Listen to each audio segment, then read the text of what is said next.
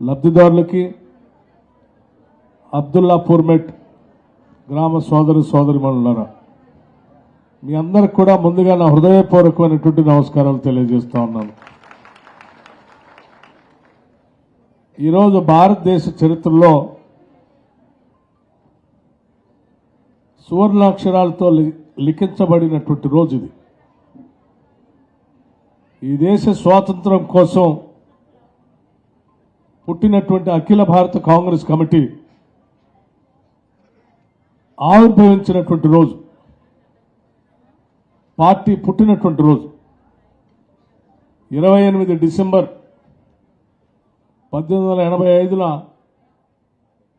పరాయి పాలనలో మగ్గిపోతున్నటువంటి భారత జాతి మొత్తానికి దాస్య శృంఖలాలు తెంచడానికి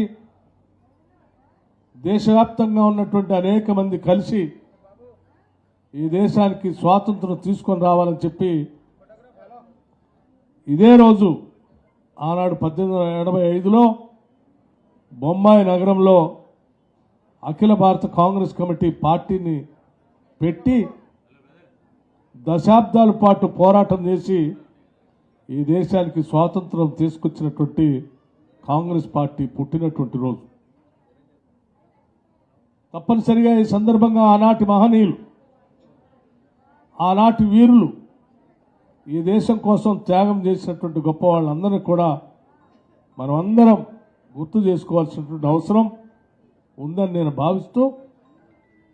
అదేవిధంగా కోరి కొట్లాడి ఈ రాష్ట్ర ప్రజల సంక్షేమం కోసం, జీవితాల్లో వెలుగు నింపుకోవటం కోసం, ఉద్యోగాలు తెచ్చుకోవటం కోసం, నిధులు, నీళ్లు, నియామకాలు, ఆత్మగౌరవంతో కూడినటువంటి తెలంగాణ సమాజాన్ని నిర్మించుకోవటం కోసం ఏర్పాటు చేసుకున్నటువంటి తెలంగాణ రాష్ట్ర సమాజం గత 10 ఏళ్లుగా వాటిని పొందలేక, చెందలేక అనేక రకాలైనటువంటి ఇబ్బందులతో మగ్గిపోతూ ఉంటే, ఆ లక్ష్యాలను నెరవేర్చాలనేటువంటి ఆలోచనతో రాష్ట్రంలో ఉన్నటువంటి కాంగ్రెస్ పార్టీ గత 10 ఏళ్ళు పెద్ద ఎత్తున పోరాటం చేసి ప్రజలు చైతన్యవంతం చేసి ప్రజాపాలన తీసుకొని వస్తాం, తెచ్చుకున్న తెలంగాణ రాష్ట్రం ఇందిరమ్మ రాజ్యంలో ప్రజల కోసమే పాలన అందిస్తాం, ప్రజాప్రభుత్వాన్ని ఇస్తాం, ఈ ప్రభుత్వం ప్రజల కోసమే ఉంటుంది, పాలకుల కోసం కాదని చెప్పి మీ అందరినీ ఒప్పించి, మీ మనసులు గెలిచి, మీ అందరి ఆశీర్వచనంతో ఇందిరమ్మ రాజ్యంగా కాంగ్రెస్ పార్టీ ప్రభుత్వాన్ని ఏర్పాటు చేసి, ఆ చేసినటువంటి ప్రభుత్వంలో ప్రజలకి అంకితం ఇస్తూ చెప్పిన 6 గ్యారంటీల్ని ఆ అద్భుతమైనటువంటి